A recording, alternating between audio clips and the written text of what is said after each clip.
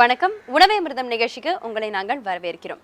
இந்த வாரம் முழுக்கவே சர்க்கரை நோயாளிகள் என்னெல்லாம் சாப்பிடணும் அப்படிங்கிறத பத்தி டாக்டர் நமக்கு நிறைய விஷயங்கள் சொல்லிட்டு வராரு. அந்த வகையில இன்னைக்கு நம்ம என்ன செய்ய போறோம் அப்படிங்கிறத டாக்டர் கிட்ட கேட்டு தெரிஞ்சுக்கலாம்.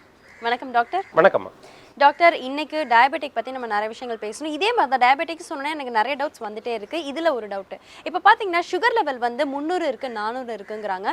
வயது கம்மியா இருக்கவங்களுக்கு 400 போனா ஓகே நீங்க மெயின்டைன் பண்ணிக்கோங்க அப்படிங்கிறாங்க. அதே வயது முதிர்ந்தவங்களுக்கு பாத்தீங்கன்னா 300 டச் பண்ணாலே ஐயோ தாங்காது, நீங்க கட்டுப்படுத்தணும் அப்படிங்கிறாங்க. ஸோ இந்த லெவல்ஸ் அப்படிங்கிறது எப்படி ஃபர்ஸ்ட் கண்ட்ரோல் பண்ணணும்? ஸோ இந்த லெவல்ஸ் எப்படி மாறுபடுது? இந்த பிளட் சுகர் லெவல் பார்க்குறது அப்படிங்கிறது வந்து ஒரு முக்கியமான பரிசோதனையாக இன்றைக்கி மக்கள் மத்தியில் பிரபலமாக இருக்கக்கூடிய ஒரு விஷயம். ஆனால் இந்த பிளட் சுகர் லெவல் தான் சர்க்கரை நோயை ரெப்ரசன்ட் பண்ணுதா அப்படின்னாச்சுன்னா இல்லவே இல்லை. இப்போ கடல் மேலே இருக்கக்கூடிய அலை, இந்த ரெண்டுக்கும் உள்ள வித்தியாசம்தான் சர்க்கரை நோய்க்கும் சர்க்கரை அளவை நம்ம பரிசோதனை பண்ணுறதும். சர்க்கரை நோய் அப்படிங்கிறது கடல் மாதிரி நம்ம எடுத்துக்கிட்டோம்னா அதுக்கு மேலே வரக்கூடிய அலை தான் வந்து சர்க்கரை நோயை நம்ம வந்து பிளட் சுகர் லெவல்ஸ். அதனால் பிளட் சுகர் லெவல் 400 இருக்குது அப்படின்னு ஒன்று பதறி அழுகிறதோ அல்லது சர்க்கரை நோயை வந்து நான் வந்து கட்டுப்படுத்தி வச்சுருக்கிறேன் அப்படிங்கிறதுனால தைரியமாக இருக்கிறதோ கூடாது. சர்க்கரை நோயினுடைய உள் அடுக்குகள், சர்க்கரை நோய் இருக்கும்போது உள்ளே இருக்கக்கூடிய மாறுபாடுகளை அளக்கிறதுக்குன்னு பல கருவிகள் இருக்குது. சித்த மருத்துவ முறைப்படியும் சரி, ஆங்கில மருத்துவ முறைப்படியும் சரி, அதனால் நுட்பமாக அளவிடக்கூடிய பலவிதமான கணிப்பு முறைகள் இருக்குது. நாங்கள் நாடி பார்த்து சொல்லுவோம்.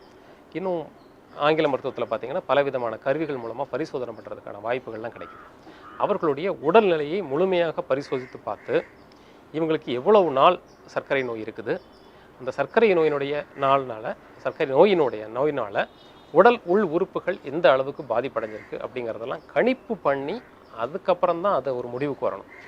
வெறும் சர்க்கரை அளவை மாத்திரம் வச்சு நான் கட்டுப்பாட்டில் இருக்கிறேன்னு சொல்கிறதெல்லாம் கூடாது அப்படிங்கிறத நம்ம இந்த இடத்துல பற்றி சொல்கிறோம். டாக்டர், இன்னொரு விஷயம், இப்போ டயபெட்டிக் நவடேஸ் வந்து யாருக்கு வேணாலும் வருது. முன்னாடிலாம் பார்த்தீங்கன்னா 40 வயசுக்கு அப்புறம் தான் அப்படின்னா, ஆனால் இப்போ 20 வயசு இருக்க ஆண்களுக்கும் சரி பெண்களுக்கும் சரி ரொம்ப ஈஸியாக தொத்திடுது. இதுக்கு என்ன காரணம்? இதெல்லாம் சொன்னோம் இல்லையா, நம்ம ஏற்கனவே நம்ம இதுக்கு முன்னாடி சொன்ன நிகழ்ச்சியில் சொன்னது தான் உணவு பழக்க வழக்கங்கள். நம்முடைய சிறந்த உணவாக தேர்ந்தெடுத்து ஒரு உலகத்திலேயே சாப்பிட்டுட்டு இருந்த ஒரு சமூகம் அப்படின்னாச்சுன்னா அது நம்ம சமூகமாக ஒரு காலத்தில் இருந்துச்சு. இன்றைக்கி உலகத்தில் எந்த மூலையில் எந்த ஒரு ஒரு உணவு அறிமுகப்படுத்தப்பட்டாலும் அடுத்த நிமிஷம் நம்ம ஊருக்கு கிடச்சிருது. அது நல்ல உணவா, அது நம்ம உடம்புக்கு தேவையானதா, நம்ம உடம்புக்கு நம்மளுடைய சூழ்நிலைக்கும் சீதோஷ நிலைக்கும் இது ஏற்றுக்கொள்ளுமா அப்படிங்கிறதெல்லாம் யாரும் பார்க்குறதே இல்லை. ஏதோ ஒரு மூலையில் ஒரு இடத்துல ஒரு புதுசாக ஒரு பேர் தெரியாத ஒரு உணவை அறிமுகப்படுத்தினாச்சுன்னா நான் சாப்பிடுவேன்னு சொல்லிட்டு இங்கே சாப்பிட்டு அடம் பிடிச்சி சாப்பிட்றவங்க நிறைய இருக்கிறாங்க. அதே மாதிரி பழக்க வழக்கங்கள் அப்படின்னாச்சுன்னா காலையில் அதிகாலையில் தூயில் எழுறதுலேருந்து இரவு தூங்குற வரைக்கும் உள்ள பழக்க வழக்கங்களை சரியாக நம்ம பின்பற்றுறதில்ல. இரவு இஷ்டத்துக்கு தூங்குறது, பகலில் இஷ்டத்துக்கு முழிக்கிறது, அதே மாதிரி எண்ணெய் தேய்ச்சி குளிக்கிறது இல்லை. பெண்கள் பார்த்திங்கன்னா மஞ்சள் குளியல் பண்ணுறதில்ல. இது மாதிரியான நமக்கே சொந்தமாக இருக்கக்கூடிய நம்மளை பாதுகாப்பு அரணாக இருக்கக்கூடிய பழக்க வழக்கங்கள்லேருந்து பலவாறு மாறிட்டோம். இந்த ரெண்டும் தான் சர்க்கரை நோய் இளம் வயதிலே வர்றதுக்கான காரணமாக நம்ம இப்போ சொல்கிறோம். நிச்சயமா டாக்டர். அது நவடேஸ் பார்த்தீங்கன்னா குழந்தைகள் எல்லாம் விரும்பி சாப்பிட்றதுன்னு பார்த்தீங்கன்னா பீட்சா, பர்கர், ஜங்க் ஃபுட்னு அதிக அளவில் பார்த்து போயிட்டு இருக்காங்க. இது ரொம்பவே வந்து ஒரு பேத்தட்டிக்கான ஒரு விஷயம் அப்படின்னு கூட சொல்லலாம். ஓகே டாக்டர், இன்றைக்கி என்ன டிஷ் நீங்கள் எங்களுக்காக சொல்ல போகிறீங்க? இன்றைக்கி வந்து வெந்தய இட்லி. வெந்தயம்னா சாதாரண அரிசி இல்லாமல் சோள மாவு, வெந்தயம், கருப்பு உளுந்து இதெல்லாம் போட்டு ஒரு இட்லி மாதிரி பண்ணிட்டோம் அப்படின்னாச்சுன்னா இது மிகச்சிறந்த ஒரு ஊட்ட உணவாக நம்ம சர்க்கரை நோய்களுக்கு சொல்லலாம். இது அரிசி போட்டும் செய்யலாம். நாம் புதுமையாக ஒரு சோளம் போட்டு, சோளம், கருப்பு உளுந்து, வெந்தயம் போட்டு வெந்தய இட்லியை நம்ம அறிமுகப்படுத்தலாம். நிச்சயமா டாக்டர். இந்த வாரம் ஃபுல்லாகவே பார்த்தீங்கன்னா மெயின் டிஃபன் மாதிரி நிறைய விஷயங்கள் சொல்கிறீங்க. ரொம்ப சூப்பராக இருக்குது, சாப்பிட்றது கூட ரொம்ப சுவையாக இருக்கும்னு நினைக்கிறேன். இதை நான் செஞ்சுட்டு அதுக்கப்புறம் இதோட ஹெல்த் பெனிஃபிட்ஸ் என்ன உங்ககிட்ட வந்து திரும்ப கேட்குறேன். நிச்சயமாக. டாக்டர் சொன்ன மாதிரி வெந்தய இட்லி எப்படி செய்கிறது அப்படிங்கிறத இப்போ நான் உங்களுக்காக செஞ்சு காட்ட போகிறேன். இன்னைக்கு உணவை மிருதம் நிகழ்ச்சியில் டாக்டர் சொன்ன மாதிரி வெந்தய இட்லி எப்படி பண்ணுறது நான் உங்களுக்காக செஞ்சு காட்ட போகிறேன். வெந்தய இட்லிக்கு தேவையான பொருட்கள்: புழுங்கலரிசி, மக்காச்சோளம், கருப்புளுந்து, கம்பு, வெந்தயம். வெந்தய இட்லி செய்கிறது ரொம்ப சிம்பிளுங்க. நம்ம ஏற்கனவே இட்லி மாவெல்லாம், அதாவது நம்ம என்னைக்கு இட்லி சுட போகிறோமோ அதுக்கு நாள் ஆட்டி வைப்போம் இல்லையா, அதே மாதிரி தான். இப்போ இங்கே பார்த்தீங்கன்னா புழுங்கலரிசி, மக்காச்சோளம், கருப்புளுந்து, கம்பு இது நாளையும் சமமான அளவு எடுத்துட்டு அதில் 1/4 பங்கு நம்ம வெந்தயம் ஆட் பண்ணி நாளே மாவை ஆட்டி வச்சுக்கணும். இப்போ வெந்தய இட்லி செய்கிறதுக்கான மாவு ரெடி ஆயிடுச்சு. இப்போ அதை நம்ம இட்லியாக ஆக்க போகிறோம்.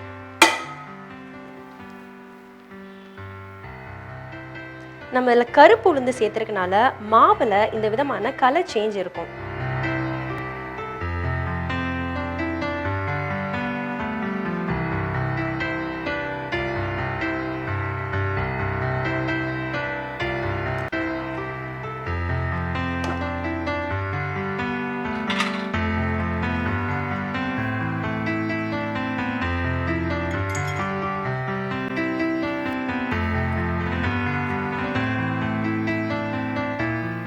இட்லிக்கு இந்த தட்டில் தேய்க்கிறதுக்கு நான் நல்லெண்ணெய் ஆட் பண்ணியிருக்கேன்.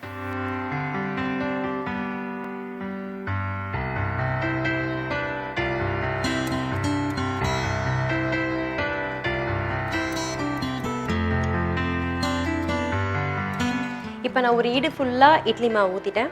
நம்ம எப்பயும் செய்கிறது போல தான்.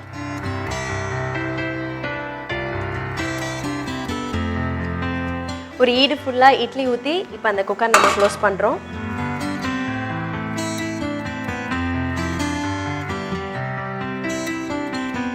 வெந்தய இட்லி ரெடி ஆகிட்டு இருக்கு. நான் ஏற்கனவே சொன்ன மாதிரி கருப்புளுந்து, மக்காச்சோளம், புழுங்கல் அரிசி, கம்பு இது எல்லாமே சம பங்கு எடுத்துட்டு அதில் 1/4 பங்கு வெந்தயம் எடுத்துட்டு நாளே அரைச்சி அதுக்கப்புறம் அதை மாவாக்கி அந்த மாவை நம்ம இட்லி குக்கரில் இந்த மாதிரி வச்சா இன்னும் கொஞ்ச நேரத்தில் வெந்தய இட்லி நமக்கு ரெடி ஆயிடும். பொதுவாகவே டாக்டர்ஸ் கொடுக்குற அட்வைஸ் என்ன அப்படின்னு பார்த்தீங்கன்னா இட்லி சாப்பிட சொல்லுவாங்க. அதாவது இந்த ஆயில் ஐட்டம் எடுத்துக்கிறதுக்கு பதிலாக இட்லி, இடியாப்பம் இந்த மாதிரி எடுத்துக்கிறதுனால உடம்புக்கு அது ஆரோக்கியம் தரும் அப்படின்னு சொல்லுவாங்க. அது வெந்தய இட்லி ரொம்ப நல்லது. டயபெட்டிக் பேஷண்ட்ஸ் மட்டும் இல்லைங்க, உங்கள் வீட்டில் இருக்க குழந்தைங்களுக்கும் இது கொடுத்தீங்கன்னா அவங்க ரொம்ப ஆரோக்கியமாக வளருவாங்க. குக்கரில் நல்ல சவுண்ட் வருது. வெந்தய இட்லி ரெடி ஆயாச்சுன்னு நினைக்கிறேன். இப்போ நான் ஸ்டவ் ஆஃப் பண்ணிட்டு இட்லி வெளில எடுக்க போகிறேன்.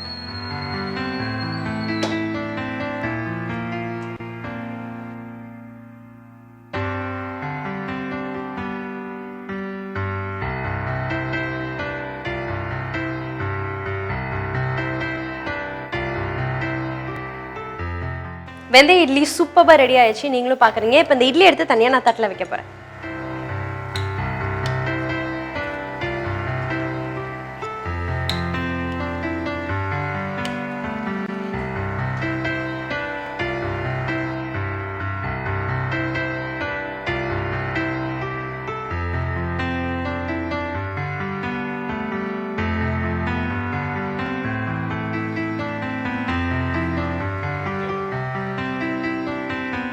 வெந்தய இட்லி ரெடி ஆயிடுச்சு. அதை இப்போ நான் எடுத்து சுட சுட தட்டில் அடுக்கி வச்சிருக்கேன். பார்க்கும்போது எனக்கே சாப்பிடணும்னு தோணுது. கண்டிப்பாக இதை நீங்கள் உங்கள் வீட்லேயும் ட்ரை பண்ணி பாருங்கள். இப்போ இதோட ஃபுல் ஹெல்த் பெனிஃபிட்ஸ் என்ன அப்படிங்கிறத நம்ம டாக்டர் கிட்ட கேட்டு தெரிஞ்சுக்கலாம். நேர்களே, வெந்தய இட்லி ரொம்ப அருமையாக வந்துச்சு. சாப்பிட கூட ரொம்ப சுவையாக இருந்துச்சு. ஸோ இதோட ஹெல்த் பெனிஃபிட்ஸ் பற்றி நம்ம டாக்டர் கிட்ட கேட்டு தெரிஞ்சுக்கலாம். டாக்டர், நீங்கள் வெந்தய இட்லி அப்படின்னு சொன்னோன்னே ஏதோ ரொம்ப மெடிசினலாக இருக்கும் அப்படிங்கிற மாதிரி நினச்சேன். ஆனால் அது சாப்பிட்ட பிறகு தெரிஞ்சது ரொம்ப நம்ம சாப்பிட்ற மாதிரி நார்மல் டிஃபனாக ரொம்ப சுவையாக இருந்தது. ஸோ டயபெட்டிக் பேஷண்ட்ஸ் மட்டும் தான் அதை எடுக்கணுமா? அப்படிலாம் இல்லைம்மா. இந்த அமிர்தம் மூலமாக சாப்பிடக்கூடிய எல்லா உணவுகளுமே, முதல் நாள் சொன்ன கருவேப்பிலை கஞ்சியாக இருக்கட்டும், வெந்தய இட்லியாக இருக்கட்டும், முருங்கை தோசையாக இருக்கட்டும், எல்லாருமே சாப்பிடலாம். இது மருந்து அப்படின்னு கிடையாது. உணவே அவர்களுடைய அந்த பிரச்சனையை தீர்க்கக்கூடிய மாதிரி ஒவ்வொரு பொருட்களாக நம்ம அறிமுகப்படுத்திட்டு வரோம். அந்த விதத்தில் தான் நீங்கள் செஞ்ச அந்த சோளம் கருப்பு உளுந்து சேர்ந்த வெந்தய இட்லி இது மிகச்சிறப்பாக சர்க்கரை நோய்க்கு கட்டுப்படுத்துறதுக்கு உதவியாக இருக்கும். அப்படிங்கிறதுனால இந்த நிகழ்ச்சியில் நம்ம இதை அறிமுகப்படுத்துகிறோம். ஆனால் எல்லாருமே சாப்பிடலாம். டாக்டர், இப்போ இந்த வெந்தய இட்லி டயபெட்டிக் பேஷண்ட்ஸ்க்கு எப்படிலாம் ஹெல்ப்ஃபுல்லாக இருக்குது? வெந்தயம் அப்படிங்கிறது சர்க்கரை நோய்க்கு ஒரு மருந்தாக அமையக்கூடிய ஒரு உணவு அப்படின்னு நம்ம சொல்லணும். இதில் இருக்கக்கூடிய சால்யூபிள் ஃபைபர் அப்படின்னு சொல்லுவாங்க. அதாவது கரையக்கூடிய நிலையில் இருக்கக்கூடிய ஒரு நார்ச்சத்து மிகச்சிறந்த அளவுக்கு அந்த சர்க்கரை நோய்களுக்கு ஒரு உதவியாக இருக்குது. இதை நம்ம சாப்பிடும்போது என்ன ஆகும்னா, வயிற்றில் இருக்கும்போது அது கொஞ்சம் கீழே போக போக தான் அது கரைஞ்சி போகும். அதில் வயிற்றில் இருக்கும்போது நார்ச்சத்தாகவே இருக்கும். குடலினுடைய கீழ்ப்பகுதிக்கு போக போக அது கரைஞ்சு உடலுக்கு உறிஞ்சக்கூடியதாக மாறிடுது. அப்படி இருக்கும்போது இது வயிறில் நார்ச்சத்து பொருட்கள் கொஞ்சம் நேரம் தங்கி இருக்கிறதுனால உணவில் நாம் எந்த பொருட்கள் எடுத்துக்கிட்டாலும் சரி, அதில் இருக்கக்கூடிய சர்க்கரை அளவை மெதுவாக இரத்தத்திற்கு கலக்க செய்கிறதுல இந்த வெந்தயம் முக்கிய பங்காற்றுது. அடுத்தபடியாக இந்த வெந்தயத்தில் இருக்கக்கூடிய சில விதமான அமினோ ஆசிட்ஸ்ன்னு சொல்லுவாங்க. இந்த அமினோ அமிலங்கள் நேரடியாக இன்சுலினை சுரப்பதற்கு உதவி செய்யக்கூடிய பல ஹார்மோன்களை தூண்டுவிச்சு, அதாவது உடல் மொத்தத்திலையும் இன்சுலின் சுரப்பதற்கும் இன்சுலின் செயல்படுவதற்கும் தேவையான உள் அடுக்குகள் இருக்குது. அந்த உள் அடுக்குகளை முழுமையாக துரிதப்படுத்தி இன்சுலின் சுரப்பை சீர்படுத்துறதுக்கு வெந்தயம் மிகுந்த உதவியாக இருக்குது. நம்ம இந்த 2 முக்கியமான பொருள் தான், முக்கியமான அடிப்படை தான் வந்து வெந்தயத்தினால சர்க்கரை நோய்க்கு கட்டுப்படுத்துறதுக்கு காரணிகளாக அமையுது. வெந்தயத்தை தண்ணியில் ஊற வச்சு காலையில் வெறுமனை மென்று சாப்பிட்டாலும் சரி, இந்த வெந்தய இட்லியாக சாப்பிட்டாலும் சரி, அவர்களுக்கு சர்க்கரை நோய் கட்டுப்பாட்டுக்குள்ளே இருக்கும். ஒருவேளை சர்க்கரை நோயே இல்லாதவங்களுக்கு இது சர்க்கரை நோய் குறைஞ்சு போகுமானா இல்லை. இயல்பான நிலையில் தான் அந்த இன்சுலினை சுரக்க செய்யுமே தவிர அதிகப்படியாக இது சுரக்க செஞ்சு ரத்த சர்க்கரை அளவு குறைஞ்சு போய் எனக்கு சர்க்கரையே இல்லாமல் போயிடுமா அப்படின்னா அதுவும் கிடையாது. எப்படினாலுமே நியூட்ரலாக வச்சுருக்கோம். நியூட்ரலாக வச்சுருக்கிறதுக்கு இந்த வெந்தயம் உதவியாக இருக்கும்.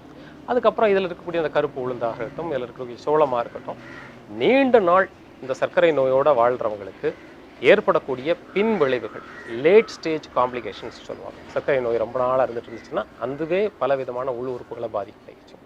அது எதுவுமே வரவிடாமல் தடுக்கக்கூடிய ஆற்றல் இந்த வெந்தய இட்லிக்கு உண்டு. அதனால் யாருக்கு சர்க்கரை நோய் வந்ததுன்னு தெரிஞ்சதோ, தெரிய ஆரம்பிச்சதுலேருந்து இப்போ நம்ம கொடுக்கக்கூடிய அந்த அமிர்தமாக அறிமுகப்படுத்தக்கூடிய அந்த உணவு வகைகளில் குறிப்பாக இந்த வெந்தய இட்லியை நம்ம சாப்பிட ஆரம்பித்தோம்னா, இட்லிக்கு மாற்றம் எப்படியும் இட்லி ஒரு உணவாக இருக்கும் போது அதில் இட்லிக்கு மாற்றாக இந்த வெந்தய இட்லியை நம்ம சாப்பிட்டுட்டே வந்தோம் அப்படின்னாச்சுன்னா சர்க்கரை நோய் கட்டுப்படுத்துறதும், அவர்கள் சாப்பிடக்கூடிய மருந்தினுடைய அளவை படிப்படியாக குறைச்சிட்டு வந்து ஒரு காலத்தில் சர்க்கரை நோய்க்கு மருந்தே இல்லாமல் வாழ்கிறதுக்கும் வழிவகை செய்யக்கூடியது தான் இந்த வெந்தய இட்லி. எவ்வளோ பெரிய விஷயம் இருக்குது டாக்டர் இந்த வெந்தயத்தில். பொதுவாகவே சொல்லுவாங்க பெண்கள் வந்து காலையில் எழுந்திரிச்சோன்னே வெந்தயத்தை ஊற வச்சு அந்த தண்ணி குடிக்கலாம், இல்லை வெந்தயம் வாயில் போட்டு முழுங்கலான்னு. ஸோ அது எந்த மாதிரி உதவிகரமாக இருக்கும் பெண்களுக்கு அப்படின்னாச்சுன்னா? பெண் அப்படிங்கிறத குறிப்பாக சொல்கிறது அவங்களுக்கு கர்ப்பப்பை தான். அந்த கர்ப்பப்பை பலமாக இருக்கிற வரைக்கும் தான் பெண்களினுடைய உடல் ஆரோக்கியம் பாதுகாக்கப்படும். இந்த வெந்தயத்தை நம்ம தினமும் காலையில் சாப்பிடும்போது கர்ப்பப்பை பலமாக இருக்குது. குறிப்பாக நீங்கள் கேட்டது ரொம்ப ஒரு முக்கியமான கேள்வி. ஜெஸ்டேஷனல் டயபெட்டிஸ் சொல்லுவாங்க. குழந்தை கருவில் இருக்கும்போது சிலருக்கு வந்து டயபெட்டிக் வரும். அவர்களுக்கு மிகச்சிறந்த ஒரு மருந்தாக இந்த வெந்தய இட்லி உதவியாக இருக்கும். வெந்தயத்தை அவங்க சாப்பிட்றது கர்ப்பப்பை பலப்படுத்துறதன் மூலமாக இன்சுலின் சுரப்பை சீர்படுத்தி ஜெஸ்டேஷனல் டயபெட்டிஸை கட்டுப்படுத்தி ஒரு காலத்தில் பின்னாடி சுகர் வரதாக இருந்தாலும் அதை தடுக்கக்கூடிய ஆற்றல் அந்த வெந்தயத்துக்கு உண்டு. ரொம்ப ஃபேண்டாஸ்டிக் டாக்டர். அதாவது ஒரு வெந்தயம் அப்படிங்கிற ஒரு விஷயத்தில் இவ்வளோ ஒரு விஷயங்கள் இருக்குது அப்படிங்கிறது நீங்கள் சொல்லி நாங்கள் தெரிஞ்சுக்கிறோம் இந்த நிகழ்ச்சியின் மூலமாக. மிக்க நன்றி. நன்றி, வணக்கம். சத்யா வழங்கும் 500 ரூபாய் மதிப்புள்ள கிஃப்ட் கூப்பன் வென்ற அந்த 2 அதிர்ஷ்டசாலிகள் யாருன்னு இப்போ நம்ம பார்க்கலாம். முதல் நேயர் கொங்கேஸ்வரன் சிவகங்கையிலேருந்து எழுதியிருக்காங்க. அவங்க என்ன டிப்ஸ் கொடுத்துருக்காங்க அப்படின்னு பார்த்தீங்கன்னா, சப்பாத்திக்கு மாவு பிசையும் போது அத்துடன் சூடான பால், வாழைப்பழம் சேர்த்தால் மிகவும் மென்மையாகவும் சுவையாகவும் இருக்கும் அப்படின்னு சொல்லியிருக்காங்க. அடுத்த நேயர் செல்வ நாயகி தூத்துக்குடியிலேருந்து எழுதியிருக்காங்க. அவங்க என்ன சொல்லியிருக்காங்க அப்படின்னு பார்த்தீங்கன்னா, ரவை மற்றும் சிறுதானிய உணவு வகையான குதிரைவாலி, வரகு, சாமை, திணை போன்றவற்றை வெறும் வானொலியில் வறுத்து வைத்தால் அதிக நாட்கள் வண்டு பூச்சி வராமல் தவிர்க்கலாம் அப்படின்னு சொல்லியிருக்காங்க. நேர்களே, இன்னைக்கு உணவே அமிர்தம் நிகழ்ச்சியில் வெந்தய இட்லி எப்படி செய்யறதுன்னு உங்களுக்காக நான் செஞ்சு காட்டினேன். அதில் இவ்வளோ ஹெல்த் பெனிஃபிட்ஸ் இருக்குது அப்படிங்கிறது டாக்டர் சொல்லி நானும் தெரிஞ்சுக்கிட்டேன். உங்களுக்கும் தெரிஞ்சிருக்கும்னு நினைக்கிறேன். கண்டிப்பாக இதில் நீங்கள் வீட்டில் ட்ரை பண்ணி சாப்பிடணும். மீண்டும் நாளை உங்களை சந்திக்கிறேன். நன்றி, வணக்கம்.